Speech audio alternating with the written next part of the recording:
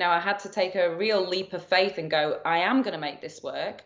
And I'm going to stop doing that. And I literally shut my books down as a fully booked person. I shut my books down, and that's when I went to you, and I took a month off.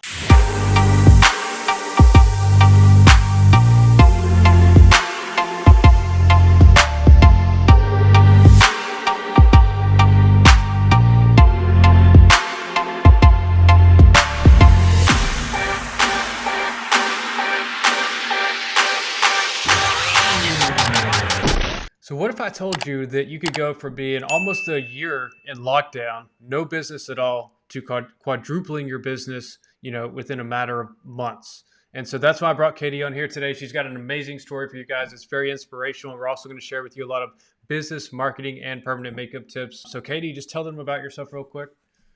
So I'm Katie Schofield. I'm based in the UK. I'm a permanent makeup artist and also a trainer as well. I train people in person and also online all over the world. Awesome. So, we've been working together probably what, 2.5 years now? Yeah. And so, like, I know we've already done an interview before, like way back when. So let's start with, the P word, the pandemic. You're in the UK, so you went in the lockdown, and you were in lockdown for 11 months. Can you tell us a little bit about that, the thoughts running through your head, and kind of what you had to do with your business? Yeah, I mean, it was bad for everyone, I think, worldwide. There's no disputing that. And I don't want to minimize the effect that it had, and how many people, lost their lives, lost their businesses. Hmm. But actually, I found that for me personally, the pandemic it was really beneficial because of how difficult it was. I think I'm someone that works really well under pressure, and having that pressure and nearly losing everything just really cemented in me how hard I had to work. And so Hmm. actually, I think I came out of it fighting, which I found something in me that I don't think I knew was there before. Awesome. So, I say awesome, but I know it was a tough situation because I was talking with you, the whole time through it. And, what amazed me is, you just never stopped running your ads. You never stopped working with me. You just kept it, consistent. And that really impressed me because even in my situation, like if I were in your shoes, I don't know if I would have that kind of bravery. Yeah, I remember actually. I think the first thing that everybody did when we locked down is they were scared and everyone cut back on everything. I cut back on things as well, but I knew that keeping my business open was the most important thing, and having a business to come back to and having clients to come back to. So I knew that the very, very, very last thing to go would be marketing. I still had to be present, I still had to be visible. And so I kept it going, and that was a really, really clever strategy, to be honest, because there was nobody else doing ads and Yeah. everyone was locked at home. Everyone had nothing else to do except looking through your Facebook. So I was out there getting 200 messages a week at one point. Hmm.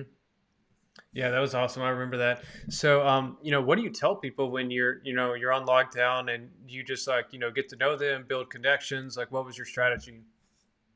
Yeah, well, again, there was nothing else for me to do. So sitting and talking to people, and I mean, everyone felt terrible. We'd had everything taken away. You couldn't get your hair cut, you couldn't get your lashes done. And I Hmm. think that people were looking forward to and dreaming of the time that we were going to be unlocked and that they could do something for themselves and they could have something to look forward to. So actually, I sort of opened my business again with, I think, a 4.5 month waiting list, which I was just finding my feet really before that point. When we locked down, things were gaining some momentum for me, but I wasn't fully booked all the time. I was one of those people that was building. And so when I came back from the pandemic, it was a very, very different situation for me. Yeah, that's super inspiring to me as a marketer because even through the worst times, if you can just get your business out there and build that asset of attention, because relationships with people are assets for a business, and that's one thing people don't understand. It's huge to get all those connections, and I just props to you for doing that because I don't know anybody else who you know didn't stop working with me for some point if they were in a lockdown or for whatever reason. Yeah, and mine went on for a long, long time. I mean, there were breaks in that. We did go back for a month and then they stopped it again for Hmm. another month. And then we went back for a month and then it was 4 months. So it was, a little bit of time to just get some money in. And then it just all went back in the business. I remember at one point having a mascara that was like a year old that, there was, I didn't buy a new one, but my ads kept running. It was, I really, when I mean I prioritized, I mean I prioritized, but I'm still here. Yeah, and now your business has quadrupled. So, let's talk about that. I know you've booked up with clients, like you said, 4 or 5 months, and then, you just started training. Tell us a little bit about, what kind of training you're doing. So I'm doing in-person training, so fundamentals, so beginners, eyebrows, lips and eyeliner as well. It's taken me a long time to train. I was a beauty teacher for a long time, and it's taken me a good few years, especially with the pandemic in the middle of it. So that's what I decided to do. Also, online masterclasses or one-to-one training online as well. I started a YouTube channel in the pandemic, and that's gained quite a bit of momentum. And I get a lot of people watching in all other countries. So it's connected me with people all over the world. So that's amazing. Yeah, I think the other day you were telling me you had someone coming from Jamaica or something. Is that right? I had someone want to train me from Jamaica, then someone from Australia, then someone from Canada. So yeah, it's just been fantastic, really. And just helping people and building connections all over the world when Hmm. for 11 months I was just standing in the corner of this room making videos, not knowing if anyone would ever watch them. That's an amazing entrepreneur journey because sometimes you just have to trust the process, do what you know is right, and it will pay off, hopefully. And so in your case, it obviously paid off. What would you say for people who are, struggling new artists? What's the best advice you have for them when it comes to marketing? You've just got to be consistent. Consistency trumps everything.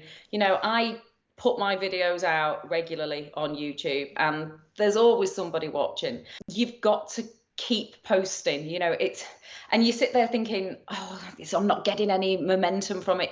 You are, it's happening. You just can't see it yet. And I liken it to, a water pump. You're pumping that water for ages and nothing happens. And Yep. it is rising, people are watching, but people take a while to trust you, and they take a while to know that you're the right artist for them or the right trainer for them. But all the while, with every single post and every single interaction, you are building that relationship, and eventually, a few drips of water will come out and then it'll be a steady flow. But if you've just still got to keep doing the work consistently. Yep. And before you know it, you're drowning. It's too much water. Before Um, you're having to hire help, yeah, that's exactly. That's the better that's where term. I am. I've got help now. So Awesome. So I didn't realize you were hiring help. So tell us a little bit about that. Is it like an assistant? Is it another artist? yeah, I've got an assistant now. I did interview someone possibly for another assistant in person, because I've got a virtual assistant who is just phenomenal. I can't, like, she can never leave me. She can never ever leave me. And also, I'm at the level soon where I'm going to need other artists, but that's going to mean a premises move.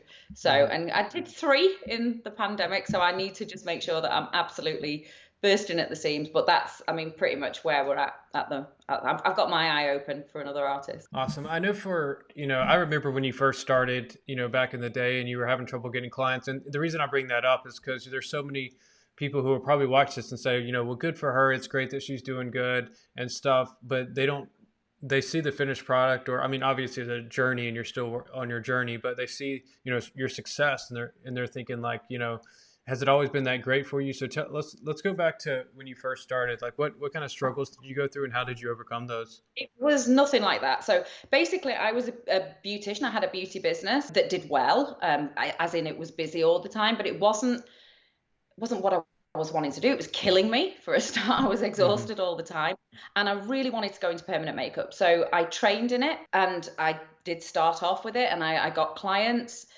But being able to break away from that other business was too difficult because people were always booking me. So I was kind of thinking, I want to do more brows, I want to do this, but I couldn't escape my other job, which I was already well known for and well liked for. So actually, what I had to do is I had to kill that business. I had to take a real leap of faith and go, I am going to make this work. And I'm going to stop doing that. And I literally shut my books down as a fully booked person. I shut my books down, and that's when I went to you, and I took a month off. And I thought, for that month, I'm going to hustle, I'm going to grind, I'm going to advertise, I'm going to get all bases covered, and I'm going to be successful at it. Yeah, I actually killed a business that paid me to start off with this. So no, it wasn't easy, and it didn't come easily. I had to take a big risk, and I had to work exceptionally hard. And then literally, it wasn't even 6 months later we shut down. Yeah. Where are you headed on this journey? Like, what's your 5 to 10 year goal? Well, moving a new artist, maybe two new artists, bigger training space, because my training is selling out really quickly. So that's busy immediately. So I want to move more online. I find this has been the best bit of the whole pandemic, and YouTube as well. It's just connecting across the world. I just love it. And I do my YouTube for fun, and Yeah. there is strategy behind it, but I do it for fun. I love people coming to me and saying, that's the first time that's made sense. You've made that understandable for me. I absolutely love it. So building more relationships across the world. I'm going to America to train myself in September. It was just too good an opportunity with the one and only Mary Richardson. So booked on that. So making more connections in America. I've never been there before. That would be the dream for me, to be able to travel more, see more of the world, and connect with people across the world. Yeah, and I'm still trying to get you to stop by Orlando for our mastermind right after your training. So shameless plug there. You said it was a quick drive, 9 hours, and I'm like, that's countries away here. That's a long drive. That's like less than the size of Texas. It's like a lot of Europe.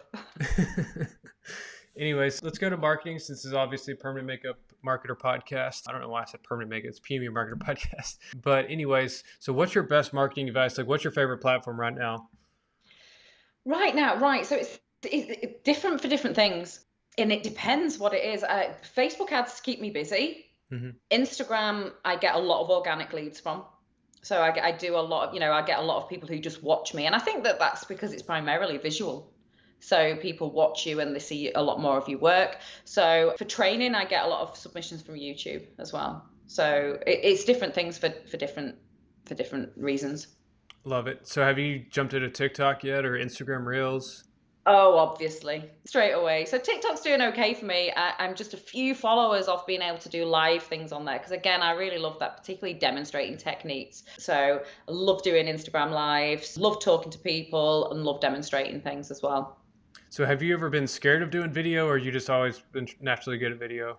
Absolutely terrified. Okay. And anyone who tells you they're not, well, they must just have been born like that. When I first started doing videos, I was just absolutely terrified. It's the way it is this is the way it's gone. You can't put the genie back in the bottle. The way, Instagram doesn't care about your pictures anymore. It's all about everything. People want to ingest video. Yeah. So you're going to have to, I don't even think that you have to show your face, but you're going to have to, if you're going to be seen, start utilizing video content. That's the way it is. And that's what I tell all my students, because all my courses come with social media and marketing advice, because I want all my students to be as successful as possible, because otherwise I'm not successful. If they all fail, I've failed. So I'll look at the social media. I will give them strategies to use to become more visible. I've got a free course. If you look on my Instagram, Katie_Schofield_, there is a free mini course on maximizing your content for a beginner, how to get as much as you can out of each client to build up your portfolio. So I think it's really important that you're just going to have to go along with it. That's the way the internet has gone, and until it changes again, if you want to get seen, then you're going to have to include video content. Oh yeah, even Instagram's, I think it was the CEO, they even said, like, we're no longer, a picture sharing app. We're focusing on videos. And it sucks for people who are not willing to do videos, because I know, like, I get nervous on video. I know you said you get nervous. We all are scared of people judging us and, like, saying the wrong thing or messing up. But it's just something you have to overcome. And, it is the future, or it's the present. I say it's the future, but it's now. Like, you've got to do video. Yeah, and I think people think, well, I feel scared. Well, so does everybody. And the difference between someone being successful and not is the person that's successful will do it scared. They still feel they're not in the stomach, but they just show up anyway.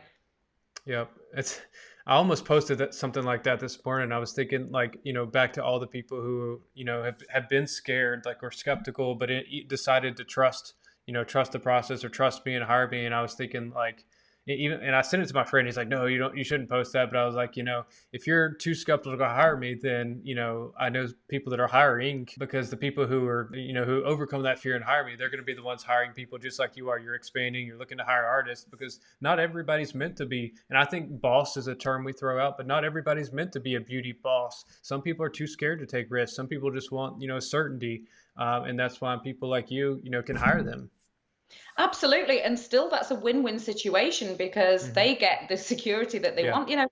Not all my students want to be an entrepreneur. They just Right. want to be able to master the skill. And a lot of them would be happy to work for somebody else. They don't have to do any of the acquisition. They don't have to stress about anything. They just rock up, do a job they like and go home, and that is for some people. Hmm. It's not, gosh, I even thought of a new business today while I was talking to a friend of mine who does scalp. I was like, oh, that's a really good business idea. And we were there writing bits down. And I think that some people have that, and we need everybody, we need all kinds of different people. Yeah, for sure. There's definitely nothing wrong with, like, if you want that certainty and you want a 9 to 5 or whatever, like there's lots of people like that, and there's nothing wrong with that. I know me and you, like I have a new business idea about every hour, I think. And so there's just no way I could, just do the same routine every day. No, I've worked for myself since I was 21 and I'm nearly 45. So I think it's just would be too different for me to not be able to be my own boss. But absolutely, and in this industry, there's room for all kinds of people. And Hmm. yeah, I'd love a new artist that wants to just rock up every day and do a great job. Yep, for sure. So, let's go to Instagram. You're doing Instagram Reels, right? You said that. What do you find are, the most engaged with Reels right now? Like what content or what subjects? Oh, it changes, and sometimes you'll put something out and you'll think this is gonna really hit with people. I think I'm naturally a bit of a clown. You know that you've followed me for a while, and I don't mind clowning around. And a lot of the time that does tend to hit with people. But I'm trying to do quite a bit more educational content because if you want to train with me, then you're gonna have to trust that I know what I'm talking about. And Right. and I found that because of my YouTube, that has, I've got some great connections from there. So I'm trying to cover both areas where I do show a little bit of myself and my personality because I think as when you're selling services, people want to feel comfortable with you. And by the way of doing that is by showing yourself and your personality. So I do want to show that, but also definitely make sure that people understand that I also know what I'm talking about. Yeah, and I've always loved that about you. You're not afraid to, be yourself and stand out. And for those listening to the podcast right now, she has some beautiful purple hair, and so yeah, you got that done what, like a month ago? Yeah, I had a Mohican done. I had long blonde hair and it was just not me. And the reason I had long blonde hair was because of the pandemic. And I'd worked so hard afterwards that I just didn't go to the hairdressers for the longest time. And I was so tired of it. I was like, that's it, like shave the sides, purple Mohican. Yeah, and it was well received. I feel much more like Hmm. myself now. Yeah, so if you're watching this and you thought she looked familiar, but you couldn't figure out where, like I know you've been on my website for like 2 years, like as a testimonial video. So now, like, we're gonna have to get a new one up there with the new style. Yeah, yeah. And then I'll just change it again. Yeah, we just have to do a new one every month. So. Yeah, yeah. Well, I might change the color up, although I do like the purple. I do too.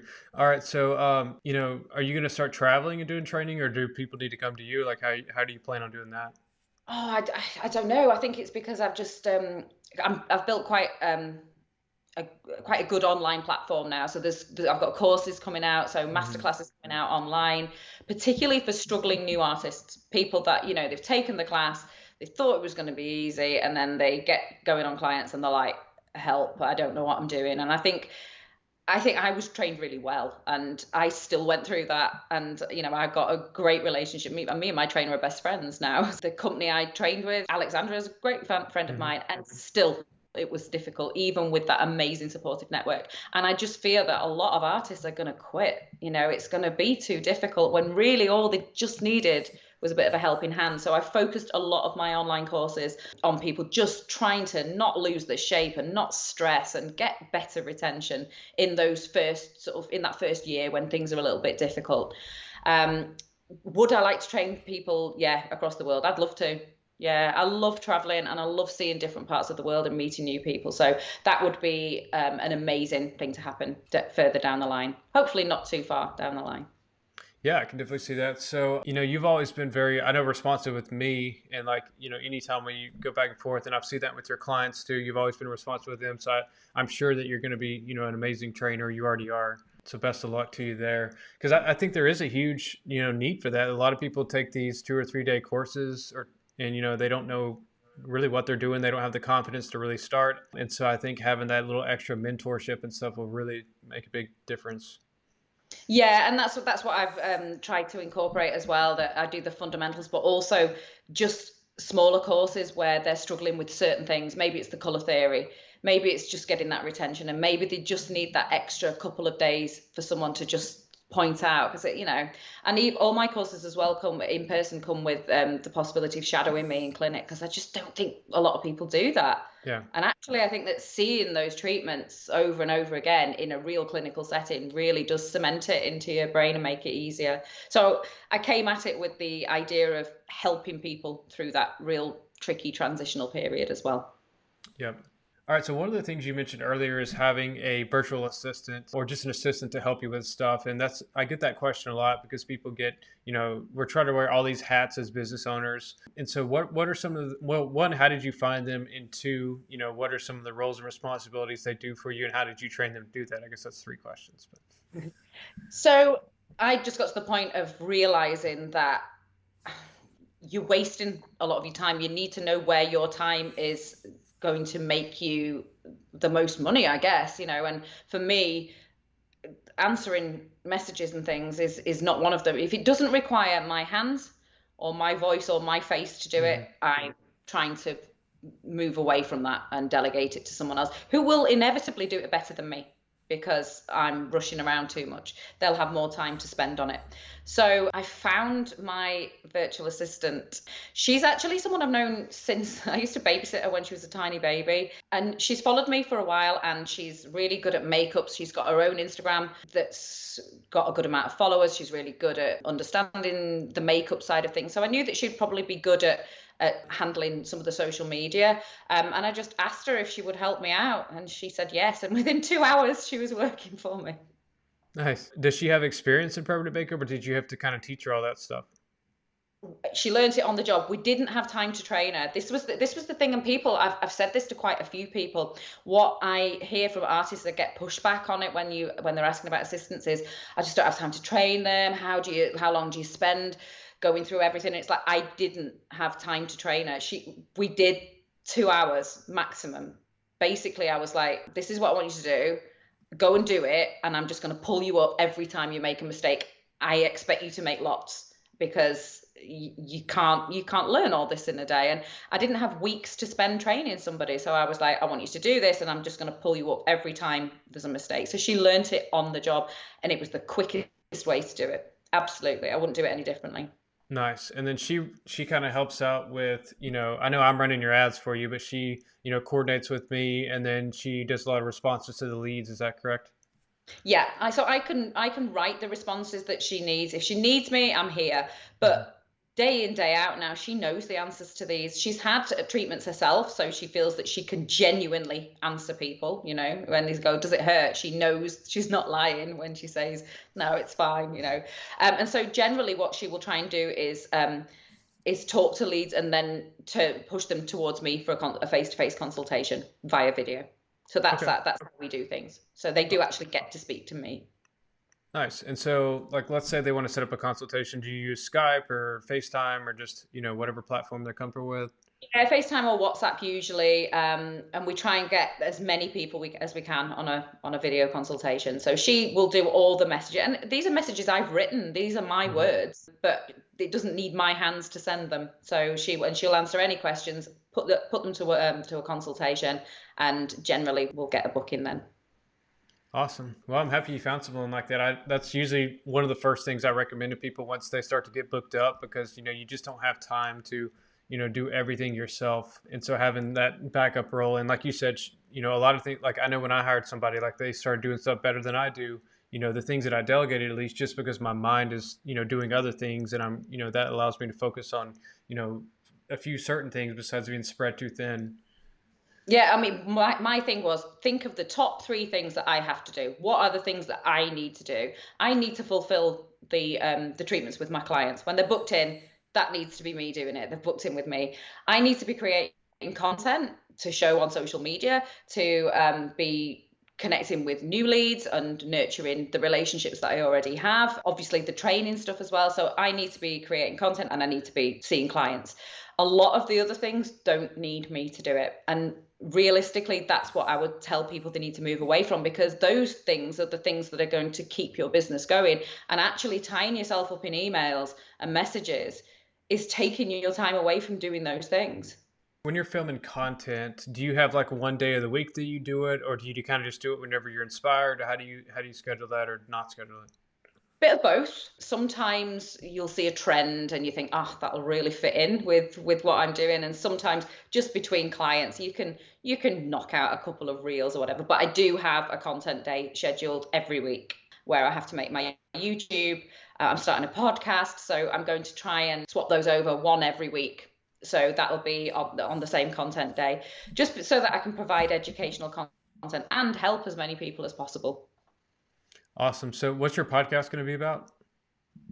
It's going to be about permanent makeup and particularly helping people in those early stages. So kind of having like a bit of a mentorship. So it will cover everything. So I think that you need marketing advice, you need advice on, as well as practical advice on how to, make your brows better or your lips better. So hopefully I'll get some really good guests on and just be able to reach people so that they've got another resource, because as I said, it's hard being out there on your own. I think having just that little bit of mentorship can really help. Awesome. Well, if you ever need a marketing expert, you know where to find me. I shall have you booked on one of the earlier ones.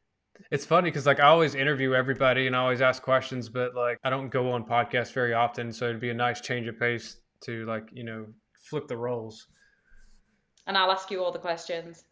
Just interrogate me. Yeah. I think we did a video, a year and a half ago or something. A lot's happened since then, but it's awesome to see you doing better than ever. Like we said, your business has quadrupled. I think it'll 10x by this time next year. And so Yeah. super excited to see your growth. And I'm, thankful for your loyalty and always, trusted me to help with your marketing and stuff. And you've been doing a great job. So, for those watching or listening, definitely I'll include the links to her social media below. That way you can go follow her, see what kind of reels she does, get some good inspiration. And then obviously I'm sure they can reach out to you if they have any questions. Absolutely. Katie_Schofield_ Instagram. Awesome. Well, thanks so much for coming and joining us. And we appreciate all the advice. It's been my pleasure. Thank you for having me. All right. Thanks.